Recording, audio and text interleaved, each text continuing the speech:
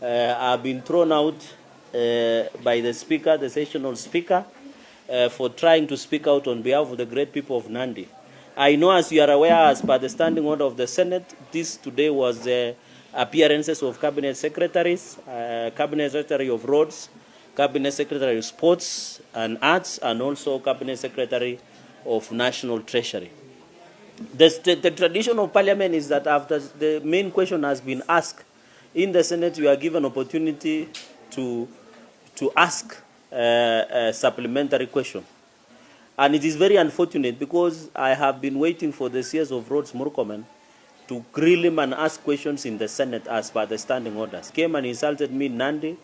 And it's the same questions I wanted to ask today is the questions that were on that have been there.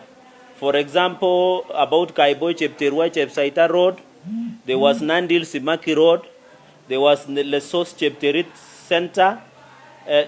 Center, sorry. There was also Mugundo in Nandil's Town Road. There was Boito Maraba Kopere Road. There is Kaiboi Celia Road. And there is the road from Digiri, Kipkelion, Tindret, West Pokot Road. And then there was the matter of Kerengaya Strip in Kericho. And also the issue of train towards Bomet in Rift Valley. So, members of the press, these were my questions that I wanted to bring to the attention of the CS as per the standing order 51 of the Senate standing orders. So, unfortunately, the Speaker found it wise or unwise not to allow me. And I had sat from 9:30 patiently, and I had queued even on the dashboard. I was number one. And I wanted to speak. I was not speaking because, as Cherargei, I was speaking on behalf of many Kenyans and people of Nandi who elected me. And these roads have stalled since 2017. The CS in January 2023 came to Mosoriat in Nandi and said within 3 weeks, these contractors would have reported to the pathetic road in Nandi. Even the one of, there was one of Chemuswa Danger. All those roads were supposed, the contractor should have reported. So these were just my simple questions that I wanted to ask the CS of roads. And it looks like the House was captured by the CS of roads because I am a ranking member. I had queued earlier, and there is a standard and tradition of parliament where you give priority to ranking members. It has been established in Commonwealth tradition. Number two, the question was on Kerengaya Strip, Eldoret International Airport, Kisumu International Airport, the leaking, JKI roof. Those were my questions that I wanted to ask to find. Why would you form a committee of 10 people to fix a leaking roof? Which country are we, what are we saying as a nation? It shows to the incompetence of CS Murkomen. Because if he will form a committee to fix a leaking roof, what will happen to roads that have stalled in Nandi? He will form a whole African Union or United Nations to come and fix the roads in Nandi. Because if he cannot fix a leaking roof, if it's to fix, I can imagine, what about the stalled roads in Kenya? So that is the incompetence I wanted to call out on the floor of the House. And it is very unfortunate that because of other dynamics, he captured the House to suit to his feet. Because even he was making sniding remarks.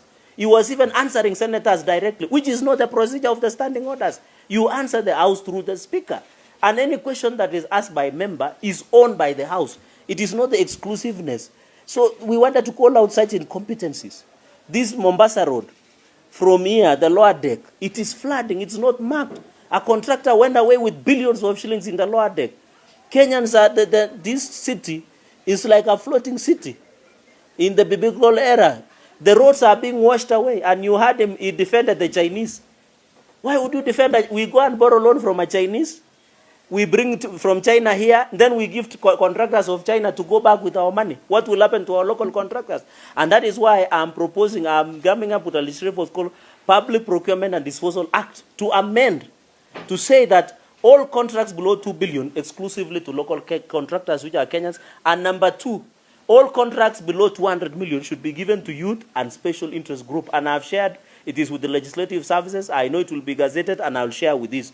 Number two, another final question I wanted to ask him is on the issue of Kenya Airways. And I'll share you with a copy. I wanted to ask, what is aircraft fuel and oil contracts.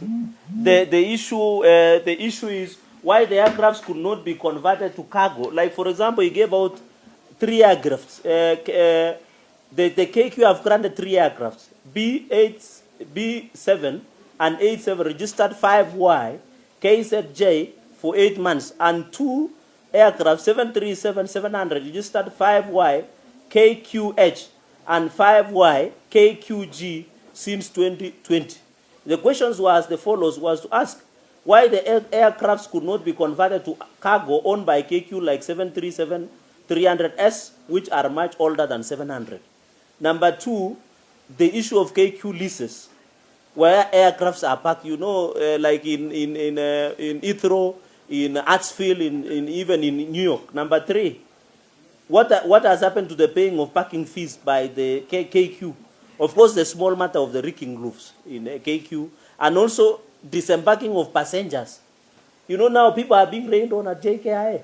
You disembark 50 meters from the veranda, and you get rained on. You can imagine if they are disabled or people who are expectant, people who are, and other children, people who are sick. You can imagine the inconvenience. And then there have been also removal of parts of some of the station aircrafts, and I'll give you these so that you get the specifications of that aircraft. And then the issue of financial losses, including why would he donate to Mangu High School a plane which is still new? And this plane, if you look at this plane, why would you donate a plane that is worth $100 million to a school? You donate toys. What do you expect a high school child to do with a plane? And this plane is still new.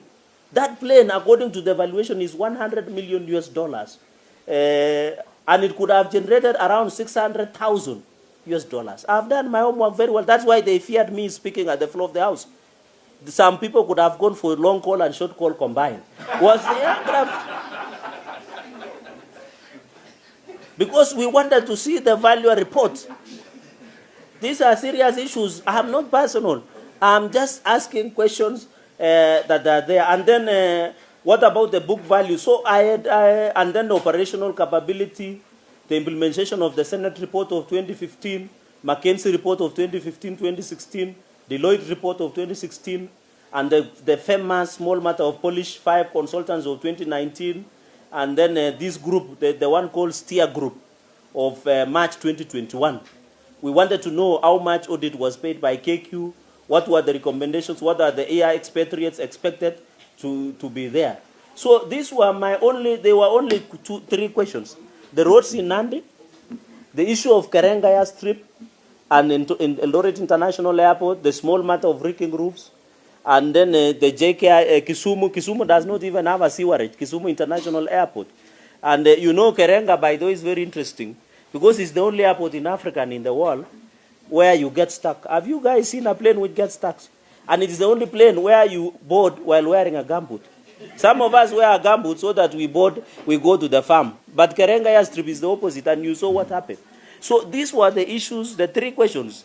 I didn't want to be personal, but it seems he has, and I want to say without fear of contradiction, personally, sinunui uoga, because bei ya uoga ilishuka, hata wakinipea free, siwezi nunua.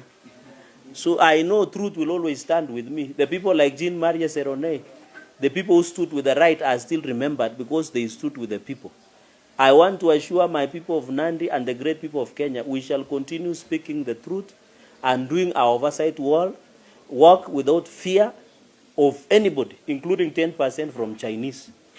You don't go and eat 10% of Chinese and come and vomit out our legs. We'll call you out when time comes. And I still have many doors here to show when the CS visited. That one is too hot, eh? Can we? He visited, I'm trying to get China Wuyi. In China, he has visited China severally. And you heard at the floor of the House defending Chinese contractors. Where will the hustler contractors who voted for us go if you are giving them contract?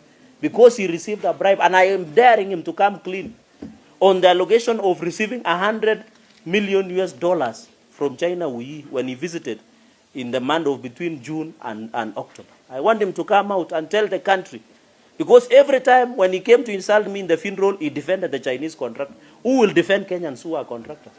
Or does it mean Kenyans, we don't have capacity of doing roads? Even slashing and clocking drainages, do we need Chinese to come and slash? Where will our young people who do not have jobs go? So I want to dare him to tell the country what agreement did they agree on allegations of receiving $100 million from China, where he was paid an upfront of $50 million. And we have all the facts. We have the flight manifest. We know where the money is in Dubai. It is that some of us are just keeping what we call decency. But it has reached a time that the country must know the truth. And that is why he decided to ensure he gets protection from the House so that some of us do not speak and tell the country the truth. So no questions. I will rest at that. I will keep in touch. I'll just give you the one of KQ so that you can get you can share, because I have a copy, so that you get that specification of that aircraft. It's simple. You know, the president is doing a lot of job, and I know media have been very critical to him going around the world. He has been trying to mobilize resources and ensure those resources are brought to the country. My only problem has been cabinet secretaries who sleep on the job. Because the president has gone out, talked to the IMF, talked to everybody to get resources. So this